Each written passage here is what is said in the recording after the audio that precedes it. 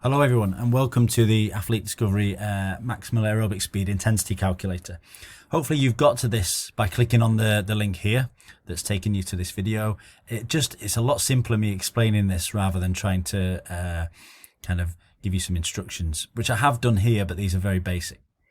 So basically the first thing that you need to know is that you need some form of measuring your running speeds and distance.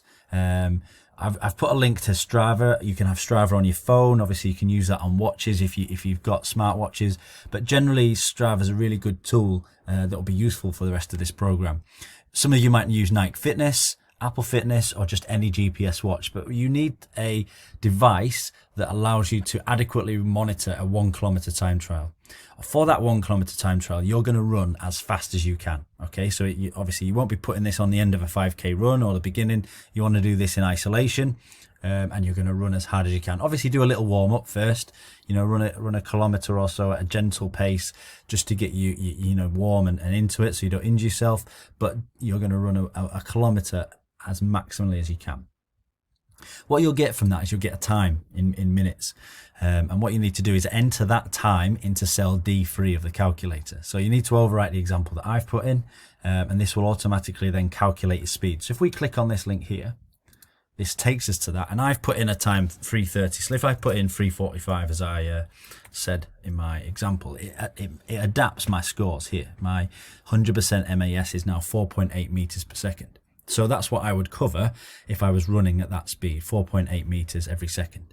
And that adapts my table over here. Now that is automatically linked to phase 1 of your programs, which are here. So session A in week 1 is running your time trial. So 70% jogging pace, as I said there, and then your 1 times maximum 1 kilometer followed by a recovery jog. That's your session A, okay, that week. That then pre-populates this column here with how far I have to run in the time. So this session is like a Tabata session, which some of you might have done. It's 20 seconds work, 10 seconds recovery, and you're going to do 3 sets of 8 repetitions. In that 20 seconds work here, I have to cover 97 meters, which is almost the full length of a football pitch or a rugby pitch. Very similar distances. A football pitch is about 100 meters by 60 meters, just to give you some idea. So you're covering nearly the full length of a football pitch in 20 seconds. I'll do a repetition of 97 meters, and then I get 10 seconds recovery, and I would repeat that 8 times. After I've done my 8 repetitions of 97 meters, I would then get 2 minutes recovery. So you can see the rest between my sets, 120 seconds, 2 minutes. I would then repeat the 8 repetitions a further 2 times to get my total of 3 sets. Okay, so that's that session there, session B for week 1.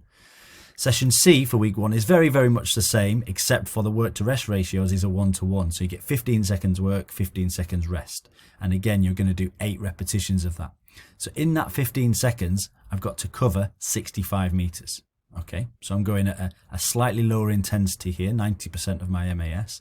You're covering 65 meters in 15 seconds, and then you get the 15 seconds rest. Repeat that 8 times, and then I have a 2-minute recovery, and I do a further 2 sets. Okay, there you go. That's week 1 done. And the sessions are very similar. They go on like that week 2, 3, 4, 5, 6. The only difference really on the sessions on these is that the intensity changes. You'll notice there are slight changes by about 10% on both of the sessions towards the end. And then the last session of that block, you're going to repeat that 1 kilometer time trial, which if I go back to this, hopefully week 6, I'm going to repeat that 1 kilometer time trial, and I might cover it in 3:35. So it's a little bit faster. So what you'll see here, it's not really changed the graph too much, but it has changed my speeds in here. So rather than 4.8 meters per second, I'm now 5 meters per second, and that has adapted the speeds over here. So if I go to phase 2 overview, from week 7 onwards, I've got my sessions here. Okay, so very much the same, 20 seconds on, 10 seconds recovery, but you can see that I'm working at a slightly higher intensity, which means where I was originally covering 97 meters in 20 seconds, I'm now doing 109. So that's a little bit further than a football pitch, a little bit more demanding on your aerobic system, but hopefully you've progressed to a level where this is comfortable-ish. It should be pushing you, it should be borderline tough. You're going to do 8 repetitions with 10-second recovery between each repetition. So it's literally just turn around, get a quick, remember this should be tough, this should be intense. 3 sets with 2 minutes recovery between those sets. Okay, now the other session is very much the same. The third session this week on this phase is a maximal sprint. So this is repeated sprint protocol. You're going to run 40 meters as fast as you can. Okay, no set time for this. You're just going to run as fast as you can. You're going to do 6 reps 3 times. You get 20 seconds between each of these 6 repetitions, and after you've done 6, you get a decent break. You get 4 minutes recovery.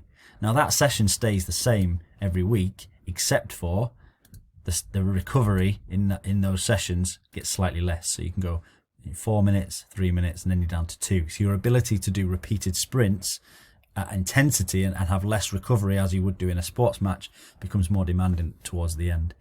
And then the final bit here is you would record your 1 kilometer time trial again. You would put that into here. So let's say I did it in 3:25, really quick. You can see now that that's my progression over the course of the 12 weeks. And that's what we would like. So where you may be 4.8 at the start, you're now at 5.1, which doesn't sound like a lot, 0.3 of a meters, but that's per second.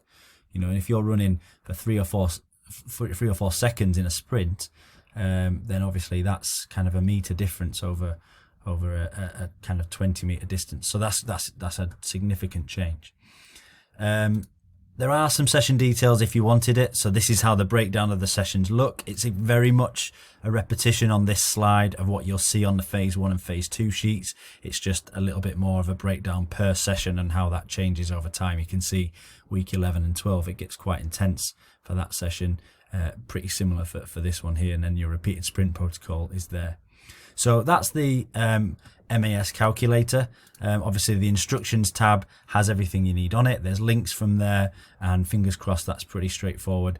But really you're just putting in your times and then following the week by week breakdown of these sessions. Just for information, these sheets are set up to be printed, so you could print that out as an A4 piece of paper, stick that on your fridge or wherever you use that, and then you know what your session is. But also you could save this on your phone and use it while you're out on the field. Thank you very much. Enjoy.